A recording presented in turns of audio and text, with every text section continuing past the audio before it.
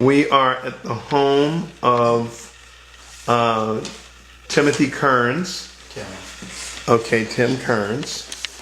Okay, and today is, and that's 4550 Timberlock Drive, Tallahassee, Florida. And the zip code is what? 32309. 32309. Okay. Today's date is March the 6th, 2014. My name is Carlton Cartwright. I'm the Executive Director for the Children's Coalition Incorporated.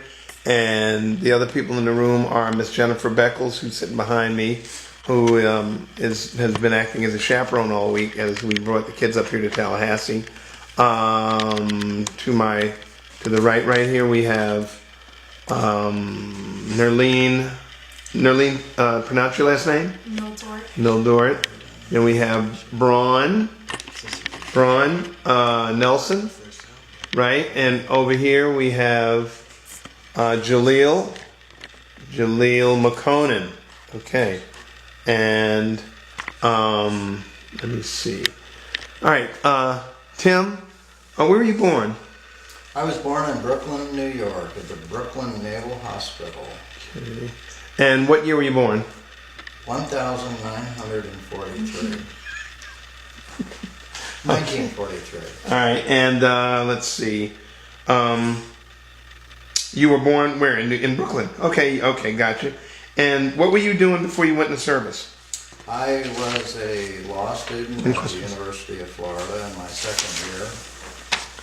Okay, let me have it quick. Okie dokie, and let's see. When is your birthday again? 19 November 1943. Gotcha. All right, and let's see. Oh, what branch of the service were you in? I was in the United States Army. Proudly served. Were you in any wars? Yes, I was. I was in the Vietnam War and I was in the Gulf War. Okay. And what was your rank when you separated? I was a colonel. Okay. And here, go right from there. You're going to get all of that. How long were you in the service? 31 years. Got it.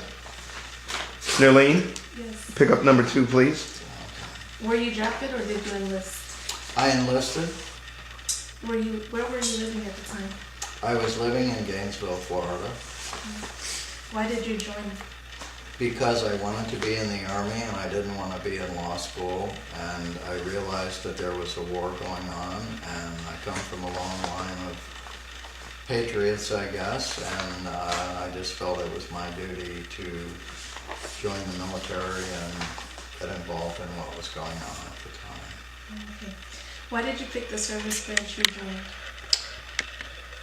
Gosh, they were the guys who had all the neat stuff like tanks and things like that, and I wanted to be in an armor branch with the tanks and the cavalry units. Do you recall your first days in service? Yes. How were you? It was interesting. It was different. I was a little bit older because I was in graduate school and I was in basic training with a lot of guys that were 18 and 19 years old. So I was probably 23 or 24 years old at the time. So I think I was better equipped to deal with basic training and the harassment and the drill sergeants and all that. So, what did it feel like to be? What did your first couple of days feel like? different. I mean, I've never been in the military before, and it just was a different routine and a whole new experience for me. But where did you go in? Where did you go in? I went in Fort Knox. I was inducted at Fort Knox, Kentucky. Okay. So And I'm not sure we asked this or not. Just say yes. If it's yes, what were you doing prior to going into service?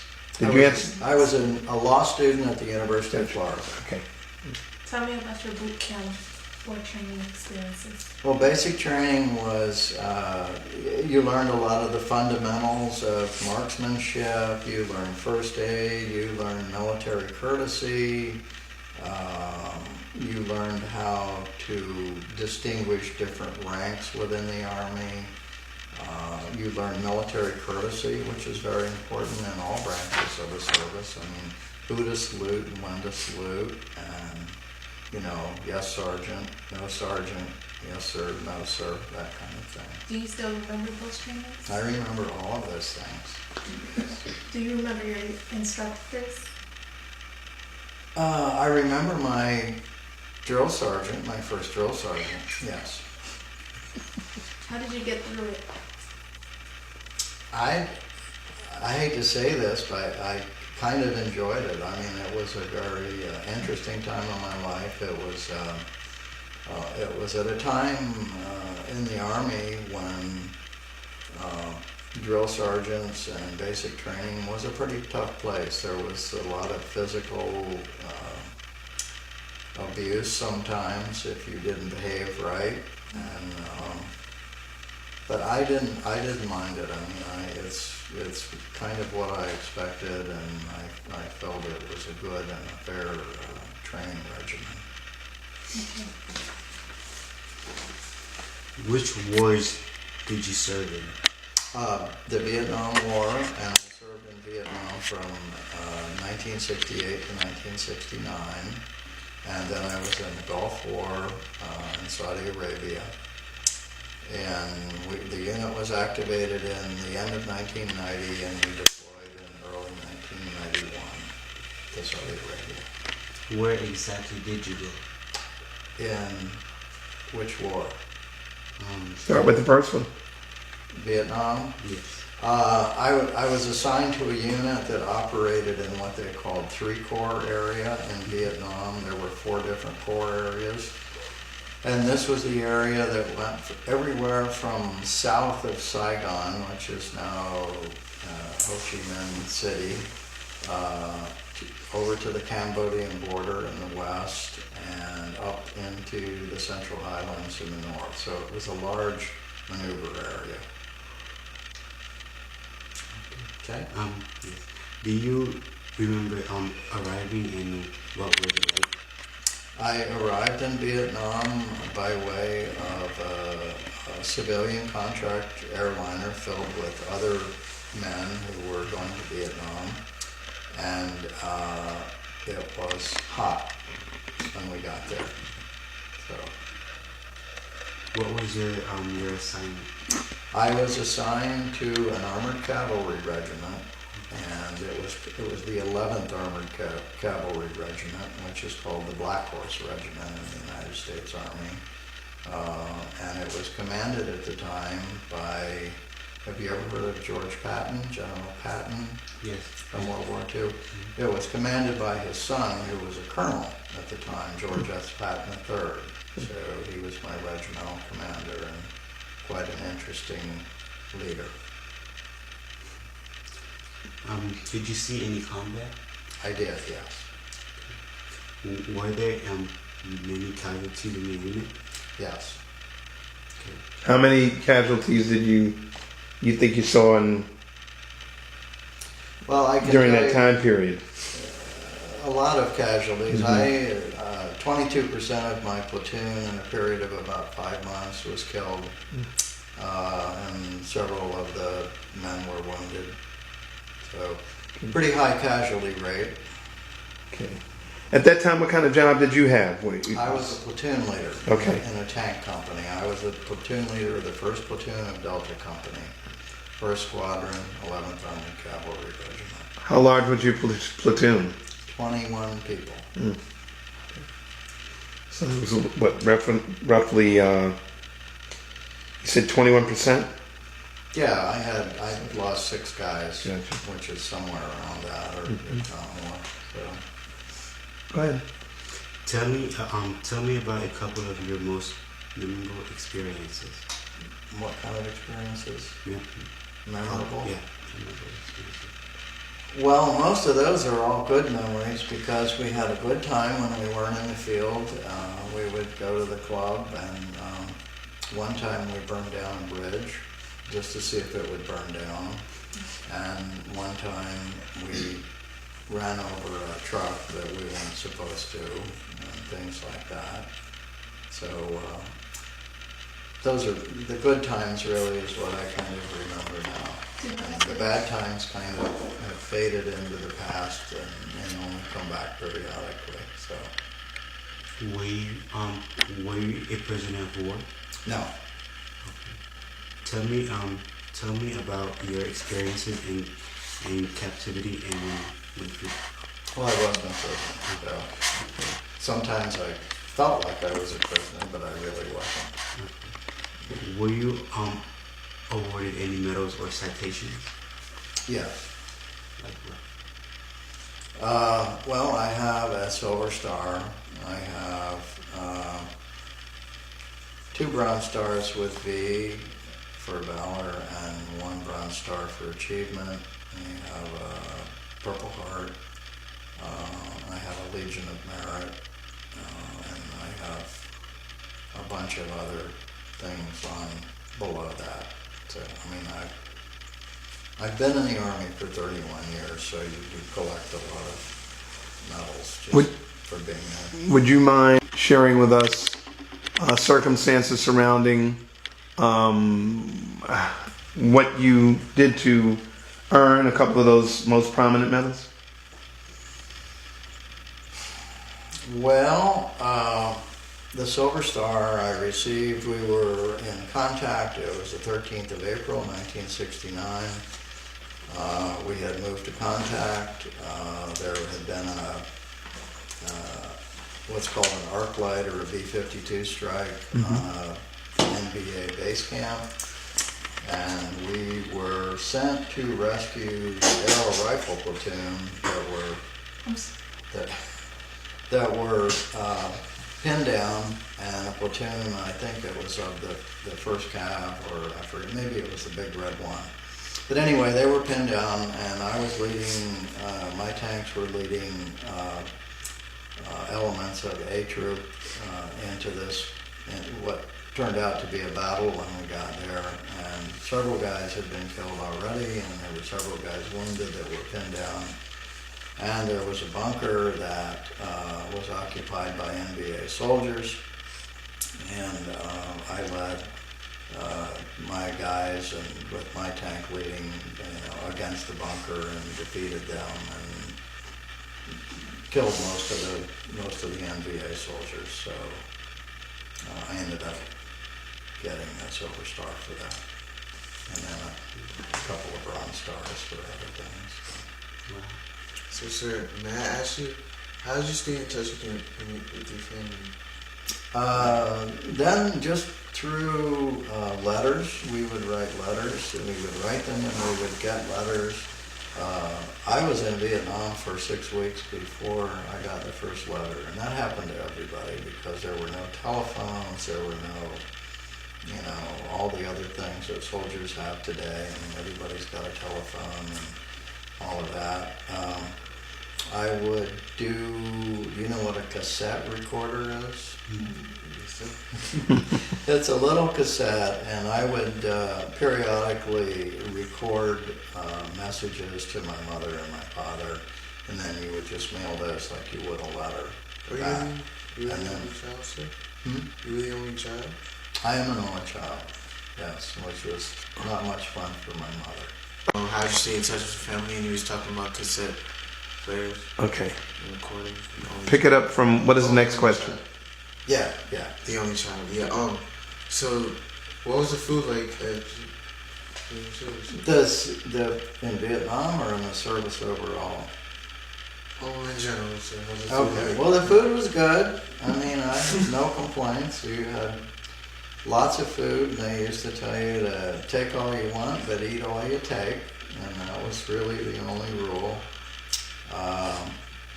When we were in the field in Vietnam, we ate mostly sea rations, which is food out of cans.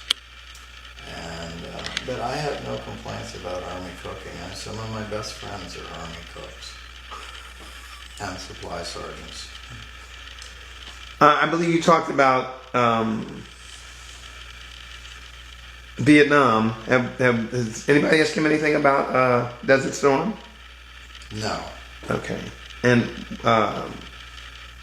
what was that? engagement like for you? What year did you go to the Middle East? We deployed to Desert Storm in early 1991. It was sometime in February.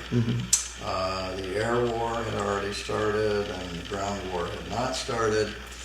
I was the commander of a military police prisoner of war camp. I had about 2,000 soldiers in my command at that time. What was your rank at that time? I was a full colonel. Okay. And I worked for the 800th Military Police Brigade, and the commander was a good man, and we were pretty good friends. And as a result of that, I ended up getting a lot of other military police missions like law and order, security of ammo, supply points. The war was not very long, and when it ended, my troops were in charge of all the U.S. Customs operations and all the U.S. Department of Agriculture operations. So all of the equipment in Saudi Arabia had to be thoroughly cleaned before it was put back on the ships and sent back to the United States, and that included pressure washing and pulling the engines out of tanks and just really doing a very good cleaning job, because I'm not a biologist, but apparently there are some bugs of sorts and things and diseases that you can get through the sand and the plants and so forth. So that's why they had to clean all the vehicles so very well, and we had to oversee all of that. We didn't do the cleaning, but each unit did that. And then the customs work was in all of the airports that the troops were shipping out of, flying out of. We had to make sure that they didn't bring anything back to the United States that was forbidden, called contraband. And that includes weapons and ammunition and certain articles that possessions of enemy soldiers that somebody might be trying to bring back. Were there plenty of supplies, sir? Were there what? Plenty of supplies? Did you have all the supplies that you needed? Yes, we did. If I can digress for a minute, we went over, our equipment was shipped over by boat, and we flew over as soldiers with a duffel bag and just about all you could carry. And we got there and the ground war started, and of course the ship hadn't gotten there because it takes several weeks for the ship to get over to the Gulf. So we really had nothing, and everybody kept saying, in years before, that the next war is going to be as a come as you are war, which means just bring whatever you have. Everybody else had all of their supplies and everything, but we didn't have any sleeping equipment. We had no desks. We had nothing. As a military police unit, you need that kind of thing. So we had to scrounge a whole lot of things to get along for most of the time. Oh, so did you feel stressed or pressured in any way at any time? Probably, yeah. Yes, I probably did. Were there a lot of casualties? No, I had no casualties. There was one young woman that was killed in a vehicle accident. Oh. There was no enemy fire. We were not involved in combat directly. We were, as they say, behind the lines. And my sister units were also prisoner of war camps, and there were thousands and thousands of Iraqis who surrendered without even fighting. I mean, they were happy to be delivered to the prisoner of war camps because they would get decent food and they would get clothes and they would stop being killed by our forces, because our forces were much better at war fighting than the Iraqis were.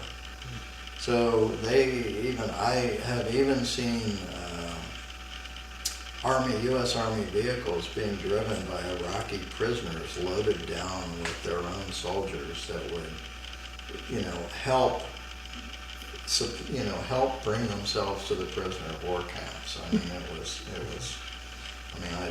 I'd never been involved in actual active duty prisoner of war operations, and it was interesting to see the Iraqi soldiers who had really taken a beating just trying to get within our lines so they could eat, and, you know. I was going to ask, what was the reason? But you say they I guess after engagement they had been so badly beaten. What was the reason for them turning themselves in? Even before the war started, they called them line crossers. A lot of Iraqi troops on the front lines of Saddam Hussein's army would defect. I mean, they would come across, they would surrender. They'd basically come, you know, no weapons, waving white flags or whatever, even before the war started. That was Hussein's? Yes, Saddam Hussein was the king of Iraq at the time, or the dictator, I guess, more a dictator than anything. But he was really sacrificing a lot of his soldiers in that war, and they were very poorly fed, they were very poorly equipped.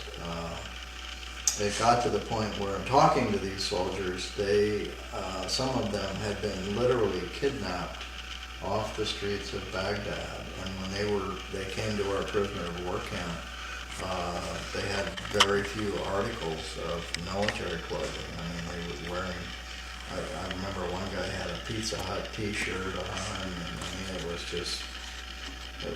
different. I mean, and I really felt sorry for them, I mean, because they were really taking a beating and had no supplies and, you know, uniforms or anything. So like, was he like? Did you ever see him? Like, No, I never. Or was he like clever? Who, Saddam?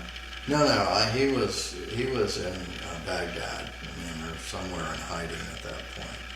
So this was back in 1991, so he stayed there for quite a while after we concluded the Gulf War. So did you do anything special, like for good luck when you needed it or something?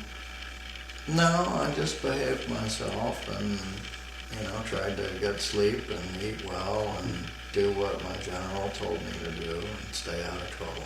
How did the troops entertain themselves? There were like volleyball nets. They played volleyball. We had some softball equipment.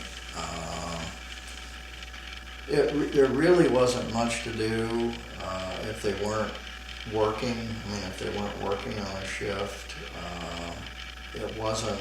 You could go in Saudi Arabia. You could go into the city of Tehran, and you could travel a little bit around in the area where we were located. But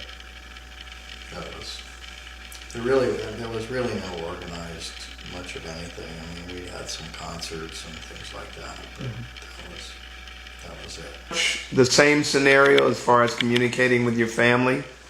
No, actually, bear in mind, this was 22 years after Vietnam, so once a month, or once a week, I could call my wife, which I never made a phone call from Vietnam because there weren't any telephones.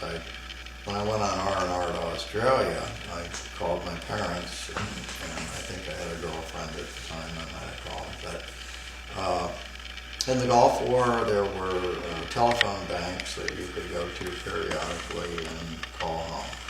So, but I did also write a lot of letters. Okay. Do you recall your last days in the service? First of all, what did you think of your peers, your fellow officers, and the men who were under your command? Well, you're covering a big patch of time. Right. I would say on the whole, my fellow officers during the Vietnam War were a good, well-trained group of leaders. At least in my unit, we had I don't know if you've heard about fraggings, or during the Vietnam War, soldiers would sometimes attempt to kill their officers or senior non-commissioned officers because they didn't like them. that never happened in my regiment. I've heard a few stories like that. We had, we had good leaders, we had good officers. I mean, there were some that weren't so good, but overall I felt the quality of the officers and the leaders was very good. So what was the punishment if you would do that in the field during a war? Well, if you murder somebody, If you threatened to murder your officer? well, then you would go to prison at Fort Leavenworth down in Kansas, probably for the rest of your life. I'm not sure whether they executed anybody or not, but you'd pretty much spend life in prison for murder or attempted murder. Questions? Okay. Where were you when you separated? How long were you in the Middle East? I was in the Middle East from February until July. So I want to say the end of June or the first part of July. So 5 months maybe. Okay. Something like What year was that? Do you remember? 1991. Okay. And when you separated, what did you do? Well, I was a reservist. I mean, I was called up. Okay. I was the commander of the reserve unit at headquarters here in Tallahassee. Okay. And I had, over there, I had a battalion of the Iowa National Guard, Mm-hmm. and then I had a battalion of the Michigan National Guard. Okay. And I was an Army Reserve unit. Okay. So you had a break from active duty. Oh yeah, I got off active duty in 1969 Mm-hmm. and got in the reserves. I got off active duty in October of 1969. God bless you. Bless you.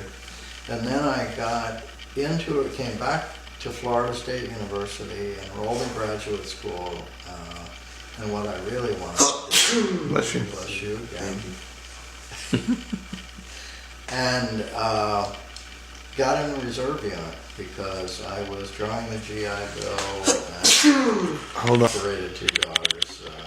Just don't worry. And, So where were we? I apologize, Colonel. I got in the reserve unit when I came back. I was going to graduate school, and Right. I got in a reserve unit, and basically because I needed the money. I was single, and I was GI Bill, and I was working like 20 or 25 hours a week. And I thought this would be something I could. I was a first lieutenant when I got off active duty, so that's when that was my rank when I went in the reserves. And but before I knew it, it was 10 years, and I don't know what I was then, a captain or a major or something like that. And if you get 20 years in the reserves or on active duty, then you are eligible for a retirement after you retire. So I thought, well, I've done 10 years, I'll do at least another 10 years, but actually I ended up doing 21 more years. So anyway, I stayed in the reserves, and I was called up in 1990 to go to the Gulf War and came back in 91. And I had an assignment after that, and then I retired in 1998. So Where was that assignment? I was a liaison. I worked for the active Army at Fort Gillem, Georgia. I was a liaison officer, and I forget whether it was the 1st or the 2nd Army at the time because they changed. But I was a liaison officer to the Florida National Guard and the Florida Division of Emergency Management. So my job was to work with those agencies in the event there was a large, significant disaster. And in our case, as you know, here in Florida, hurricanes are kind of our show here. So I think I was in that job for some months. I don't think it was a whole year. And I don't know if you have ever heard or remember Hurricane Andrew. That was the first national disaster or state disaster that I was involved in. So I helped, as I was a colonel at the time, and I helped coordinate emergency management efforts, and then the active Army came in and actually took over in Andrew. But that's what I did. In '69, when you separated, where were you? I was living in Satellite Beach, Florida. That was my home of record. That's where my parents lived, was Satellite Beach. Okay, so when you came home, what did you do? Did you use the GI Bill when you came home? Well, I came home in October and I entered graduate school in January of 1970. So I went to Mexico and we won't talk about that. Okay. So, It was a secret? It was a secret? Mexico? Mexico, yeah. Oh, It's all about a girlfriend and all that stuff. so were you satisfied with your rank at the time? My rank Yeah. at the time I got out, I was just happy to get out off active duty at the time alive. So I was first lieutenant. And interesting little side story, I was home at my parents' house and I got a letter from the draft board in Brevard County telling me that I should report for draft physical induction. And it just took one phone call to the draft board, and I explained as politely as I could that I just got back from Vietnam and I really didn't need to be drafted.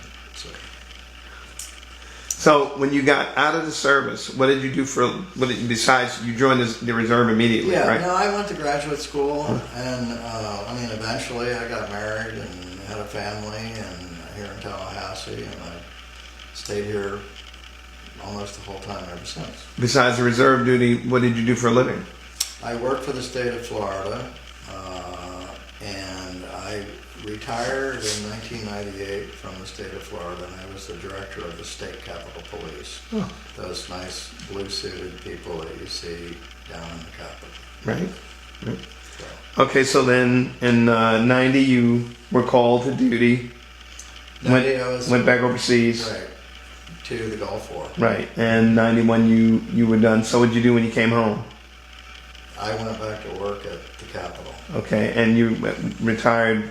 1998. Gotcha. In February of 1998. Okay, I'm sure you made a lot of close friendships.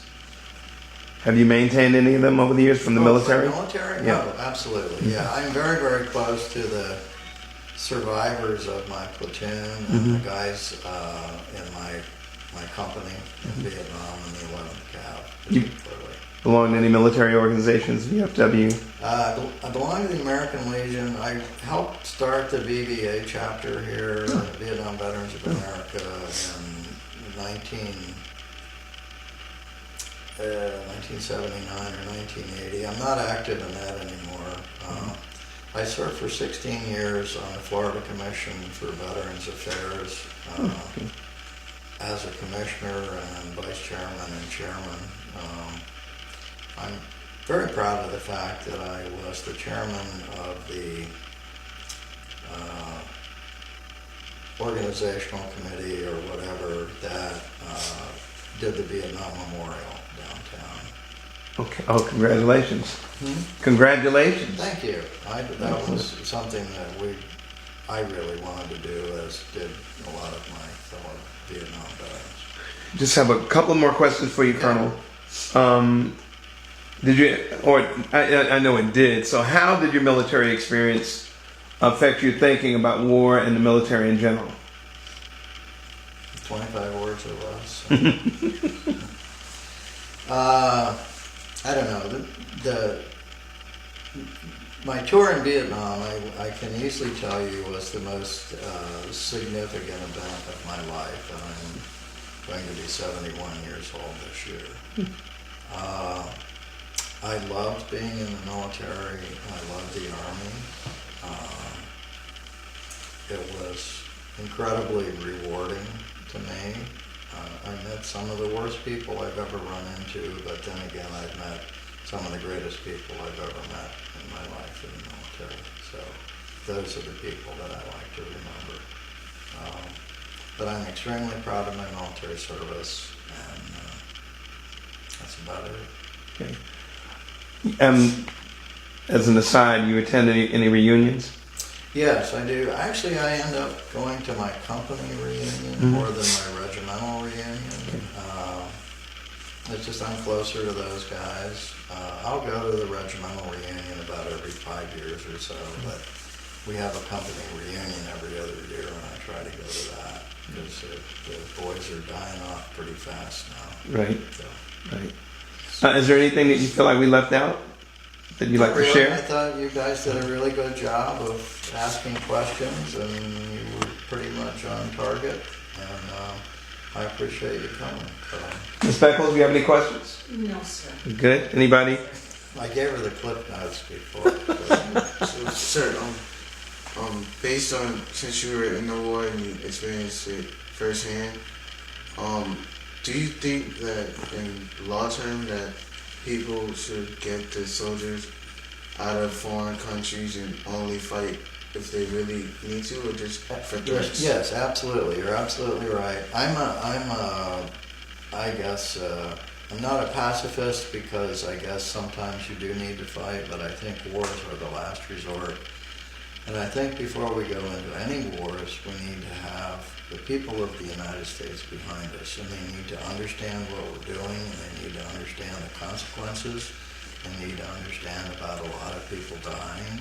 And if it's that valuable, and there are things that are that valuable in our freedoms, then we should do it. But I think war is the last resort, and I think you find that real soldiers feel that way. I mean, we don't like war.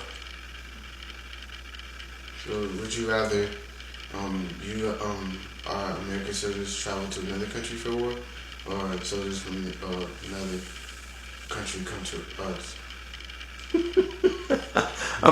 We want to hold on. Stop Sure, I right got there. that one.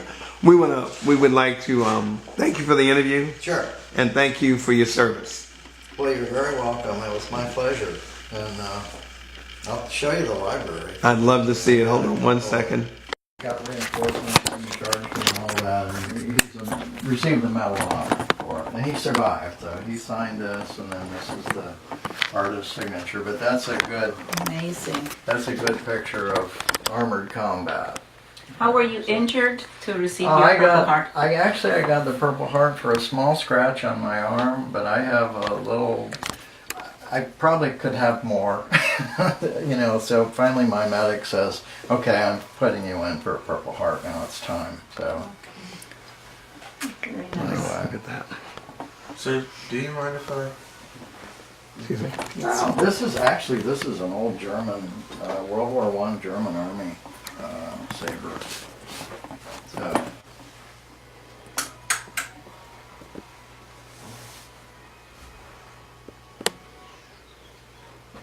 So I like books. Amazing. I love to read. I like. Even the beaver. Is that the man? That's the one. Mr. Curiosity? That's the one. That is We're at the museum. Oh yeah, no kidding. This is great. the sword over there was Shirley's father's sword. This is Shirley's dad. He was a pilot in World War II in Korea. He's up there. Oh, this one comes out easy.